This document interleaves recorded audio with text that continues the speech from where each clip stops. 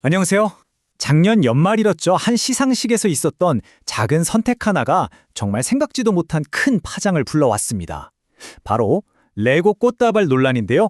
오늘 이 문제 한번 제대로 파헤쳐 보겠습니다. 이 사건의 핵심은 바로 이 질문인 것 같아요. 이게 그냥 단순하고 새로운 아이디어였을까요? 아니면 정말 한 산업 전체를 뒤흔들 만큼 결정적인 타격이었을까요? 자, 그럼 도대체 어떻게 된 일인지 모든 논란이 시작된 바로 그날, 그 자리로 한번 돌아가 보겠습니다. 때는 바로 2025년 12월 29일이었고요. 장소는 정말 많은 사람들의 시선이 집중됐던 MBC 방송연예대상 시상식 현장이었습니다. 바로 이 장면인데요. 이날 시상식의 주인공 중 하나는 다름 아닌 꽃다발이었습니다. 딱 보시면 아시겠지만 살아있는 생화가 아니라 레고로 만든 꽃다발이었죠. 방송사 시상식에서는 정말 처음 있는 일이라서 당시에는 와, 이거 되게 신선하다, 창의적인 시도다 이런 평이 많았어요. 처음에는요. 하지만 이 신선하다는 시도 뒤에서 정말 예상치 못한 반향이 터져 나왔습니다. 바로 우리나라 화훼 산업에 종사하는 분들의 목소리였습니다. 한국화원협회에서 공식 입장을 냈는데요. 그 표현이 정말 절실하게 다가옵니다. 이 결정이 단순히 하나의 선택을 넘어서 이미 너무 힘든 상황에 처한 업계에 또 다른 상처를 줬다고 말이죠. 그 상실감과 절박함이 그대로 느껴지지 않나요? 그리고 이 문제가 결코 작은 이야기가 아니라는 걸 보여주는 숫자가 있습니다. 바로 2만. 이게 지금 우리나라에서 꽃을 키우거나 꽃집을 운영하는 소상공인과 농가의 숫자입니다. 그러니까 이분들의 생계가 이 문제랑 바로 직결되어 있다는 뜻이죠. 사실 이 논란이 그냥 시상식 꽃다발 하나 때문에 갑자기 빵 하고 터진 게 아니에요. 그 이면에는 이미 화훼업계가 오랫동안 겪고 있던 구조적인 어려움이 깔려 있었습니다. 상황이 참 아이러니합니다. 한쪽에선 정부가 법까지 만들어가면서 우리 꽃 많이 소비해주세요 하고 있는데 다른 한쪽에선 가장 영향력 있는 대형 방송사가 꽃 아니어도 괜찮네 하는 메시지를 던져버린 셈이니까요. 이러니 업계에서 이건 우리들에게 찬물을 끼얹는 거다라는 비판이 나올 수밖에요.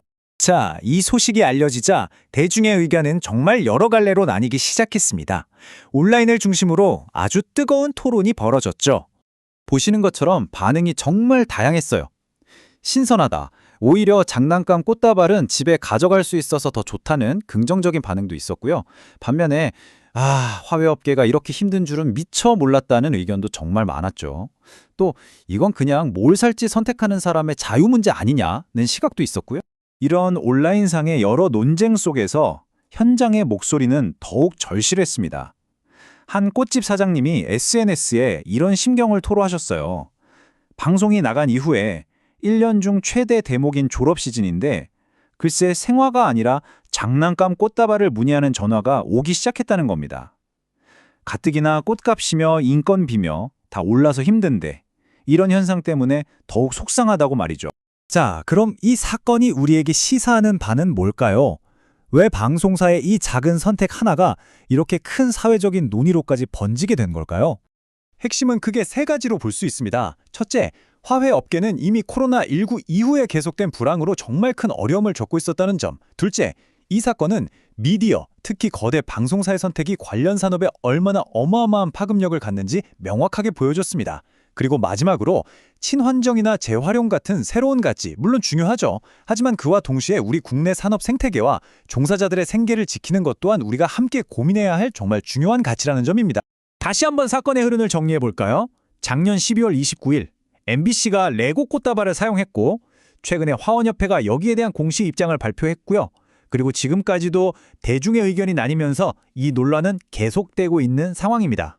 결국 이 모든 논란은 우리에게 이 질문을 던지는 것 같습니다. 새로운 시도와 혁신, 당연히 필요합니다.